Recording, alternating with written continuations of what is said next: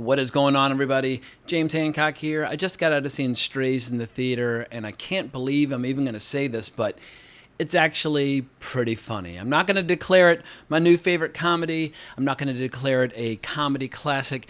But as far as talking dog movies go, or R-rated talking dog movies with a bunch of movie stars, this is like the Citizen Kane of talking dog flicks because, I mean, when it comes to judging talking dog movies, the bar is set very low. Most of them are movies like Space Buddies, where you have a bunch of golden retriever puppies flying into space. I mean, they are movies typically made for toddlers. But Strays, in an era where comedy feels like an endangered species, or perhaps extinct already, somehow they managed to make a good movie that's 90 minutes long or 93 minutes long, filled with shit jokes and pee jokes and dick jokes and drug jokes, and not a single sanctimonious lecture from start to finish. There's one very brief scene where the movie tries to kind of take the plot a little more seriously than it deserves. But I'm so accustomed to the bait and switch these days where someone will say, oh, we're making a raunchy, irreverent, crazy comedy. Come check out our movie. And then 20 minutes in, they pull the rug out from underneath you and say, aha, we got you. What you're really here for is a lecture about this or a lecture about that. Strays does not do that. It actually just wants to make people laugh, and it's more or less successful from start to finish. Mark Kermode is famous for saying that a good comedy needs to pass the 6 laugh test, where 6 times throughout the movie you find yourself guffawing involuntarily because laughter, there's no emotion more honest than laughter because it's involuntary. You can say, oh, I wasn't scared or I wasn't thrilled, but with laughter, if you bust out laughing, well, then it's got its hooks into you. And I lost track of how many times it made me laugh in the first 30 minutes. I don't want to say it's hilarious because that'll be overselling it. But the crowd was into it. The crowd was laughing. And as I got up at the end, I turned to a person behind me and we made eye contact. And we were both like, hey, that was pretty good. That's all I'm going to say. The movie is pretty good. And if you have a sentimental weakness for dogs, holy shit, you're going to wet your pants. So if you're unfamiliar with the premise of Strays, you might be asking at this point, what the fuck are you talking about? I would just recommend people check out the Red Band trailer. The Red Band trailer does a pretty good job of selling the style and the tone, but here's the official premise according to Wikipedia. When a gullible border terrier named Reggie, Will Ferrell, is abandoned on the streets by his selfish and ruthless owner Doug, Will Forte, an animal-hating drug addict who's never wanted him, he teams up with other strays, including a streetwise Boston Terrier named Bug, Jamie Foxx, an Australian Shepherd named Maggie, Isla Fisher, and a therapy Great Dane named Hunter, Randall Park, to get revenge on Doug. They're pulling some punches there with the premise because the premise of the movie is, due to a broken heart and years of neglect, Reggie is going to bite the dick off of his owner, and the whole movie is whether it's Homeward Bound or The Incredible Journey or whatever your favorite dogs on an adventure movie might be, this is Homeward Bound for dogs, where at the end they plan on having a confrontation with the owner and biting his dick off. I said I'm gonna bite his dick off. Oh. And it's hard to put into words just what a relief it is to see an R-rated comedy in the theater when it's playing well with the audience. And the audience was more or less laughing from start to finish. It just creates such a different emotion from seeing an action flick or a superhero flick, or I guess the closest equivalent would be a horror movie where the whole audience is like, holy shit. But laughter is so contagious, and I love going to see stand-up comedy, and I feel like stand-up comedy is alive and well, but in the world of movies, everybody's so cautious, and everybody's so risk-averse, and everybody's always walking on eggshells around everybody. They're terrified to tell jokes in movies because in a live theater, I feel like you can get away with murder where everybody kind of collectively agrees, we're all going to go a little crazy for a little while, and then we're going to go back out into the street, back to our normal lives, and we'll pretend like none of this crazy shit was ever said. But with a movie, it's it's there, it's permanent. You have to live with the jokes that you write. And the people responsible for this movie, screenwriter Dan Perrault, director Josh Greenbaum, and producers Phil Lord and Chris Miller, they all deserve a massive high five for actually delivering that which they promised the movie to be, a lighthearted romp with tons of truly disgusting humor, but it's all rooted in a love for dogs. And I feel like if you were to criticize this movie on one level, it would be perhaps it has too much heart. I mean, the movie, I've seen plenty of comedies in the past where like the first 2/3 are really funny, then the last third, it has too much heart and it all kind of falls to pieces. This movie has a lot of heart from start to finish and maybe overemphasizes it a bit, but I think any dog lover can forgive the filmmakers for having a sentimental weakness for the dogs. And I come from a family where we basically place our dogs on a pedestal and like worship them like gods and erect statues in their honor when they move on to puppy dog heaven. We are dog freaks and we make no apologies. And my little brother and his wife, they do have a Boston Terrier that looks identical to the dog being played by Jamie Foxx. So I was naturally invested in the story of Bug, but it helps that Jamie Foxx is funny as fucking shit in this. Jamie Foxx, I would say when it comes to the comedy, he's the MVP of the show. I mean, Will Ferrell, he's funny as hell, but he's playing more of like the straight man with his, or the straight dog with his character. And then you have Isla Fisher and Randall Park kind of rounding out the cast. But they make a great little ensemble. They make a great little team. And I think what makes this movie play and what makes this movie work is that it leans into or steers right into all the weird, disgusting shit related to dogs that we all kind of know and love, whether that's like dogs humping your leg or humping the couch, or the way their owners are constantly having to pick up and bag their shit, or the weird way they'll just have their noses just wedged right up inside each other's buttholes when they meet a perfect stranger, or the fact that they will eat their own vomit or their own feces with a big giant smile on their face and then move in for a big slobbery kiss. Once again, this movie, it just embraces all of it. And I think what also helps is that when it comes to the genre of dog movies and talking dog movies, I think there's a clear delineation between the two, because in some movies you just have dogs that have like human-like traits but they never actually speak, and then you've got the actual dogs like where like the dog is the narrator of the movie, like a trope that's made fun of in this flick in a very clever fashion. I guess for me, the best dog story ever, which is from a dog's point of view, where the dog doesn't talk, but it talks to the reader, would have to be Jack London's Call of the Wild. I mean, that's a dynamite, short, intense little novel with all sorts of crazy adventures. And because the novel is from the dog's point of view, he has very human characteristics, but it's not like he's a talking dog having conversations with humans or anything like that. And in the context of this movie, dogs talk to each other, humans talk to each other, but it's kind of a weird thing in terms of the rules. The dogs can understand the people, but not the reverse, but that's just kind of the internal logic of the film. But I do want to pause and call attention once again to director Josh Greenbaum and writer Dan Perrault, because there are not a lot of filmmakers out there right now that get you excited about going to see comedies. I mean, this year, I went to see The Machine, walked out after 30 minutes. I thought it was about as funny as An Orphanage on Fire. I went to see No Hard Feelings with Jennifer Lawrence. And even though it has this outrageous nude scene, at about like the 55-minute mark, I was like, you know what? This movie's not funny at all. And I bolted.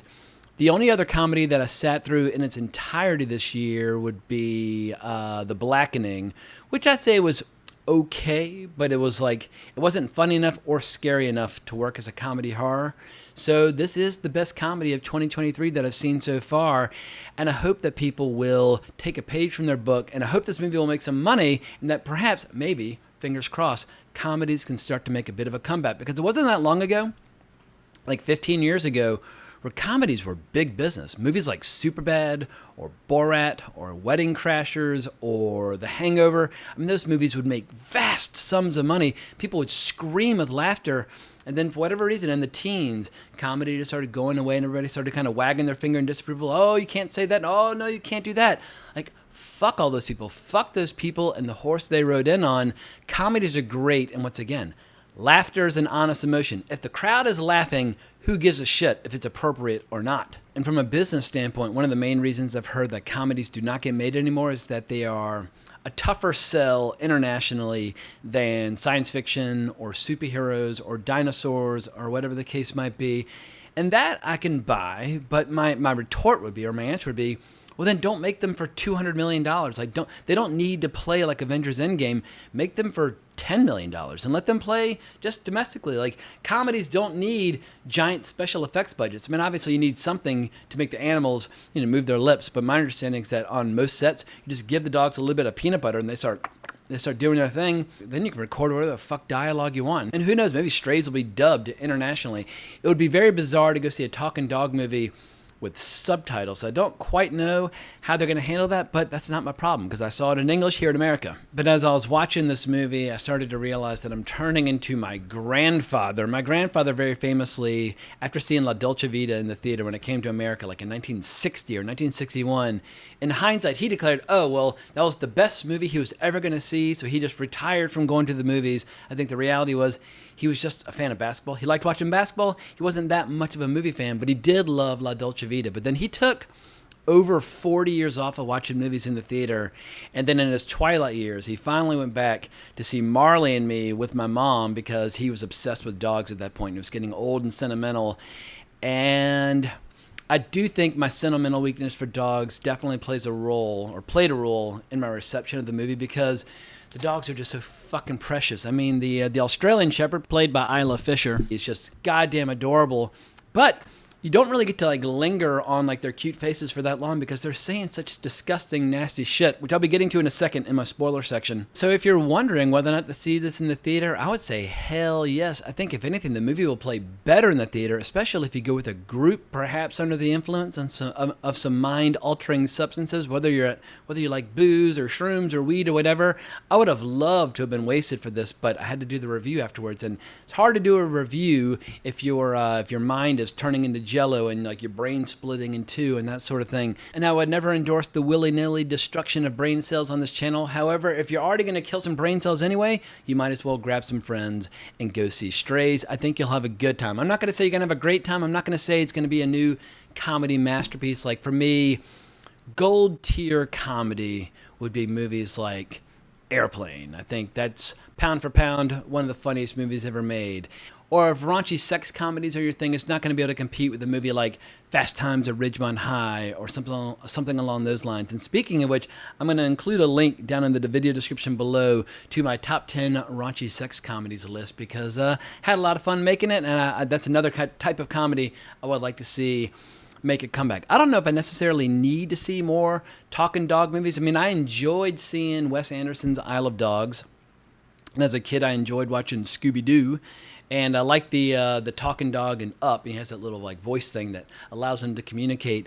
But it's not necessarily like a category of filmmaking that I need to see a lot more of. Like my life is not incomplete without Marmaduke and so on and so forth. But I think most dog lovers fall into the trap of kind of projecting personalities onto their pets or voices that they would like to believe the dogs have. I feel like we always try to give them more credit than they're due for how bright they are, how sophisticated they are, or how human they are. I mean, they're dogs, but I think after seeing this movie, you will never look at your dog in the same way, especially when they are, well, actually, this is kind of a mild spoiler, so if you don't want any spoilers, bail out now. But I can't wrap up this video without talking about one scene, and as I mentioned before, a lot of comedies, even comedies that I love, fall into this trap where like 2/3 of the way through, they fall to pieces. Like take, for example, Tommy Boy. I love Tommy Boy. My friends and I in college, we watched it over and over again. We would quote it to each other. We still quote it to each other decades later.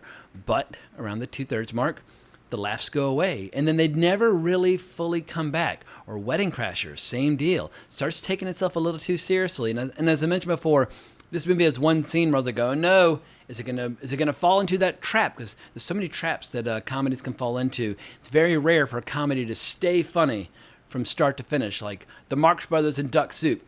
It stays funny, but they're rare. Or The Big Lebowski by the Coen Brothers. It stays funny throughout its entirety, but once again, that's a rare beast. But this movie has a scene about 2/3 of the way through where the dogs have been captured in their little doggy daycare prison, and they need to escape because all the dogs who have owners are going to be sent home to their owners, but those without collars are most likely going to be put to sleep. And so they decide they're going to do a jailbreak, and there are like 50 dogs in this cell, and of course you have like your main characters, and initially they're trying to get this set of keys off the wall. And so the Isla Fisher character, Maggie, has the idea. What if she turns on the Great Dane that's with them, and then with his giant Great Dane penis, perhaps he can get the keys and bring them over. And like the Great Dane's penis is a recurring motif or a joke throughout the whole movie where there's like loving slow motion imagery of it, like, you know, waving as the dog's shaking and things like that. You're going to see this dog's dick a lot, but the dog has a big crush on Maggie. So she starts whispering kind of like, I don't know, like doggy sex jokes into the dog's ear to turn him on. Like, oh, think about my 8 nipples and getting them all hard. I mean, it was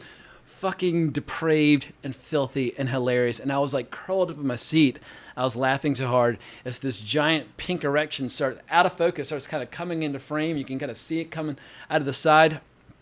Anyway, I was howling, but it doesn't work. So finally they decide, well, the way they can escape is if every single dog in there takes a giant shit, someone will have to come in and clean it up, and then they can make a break for it.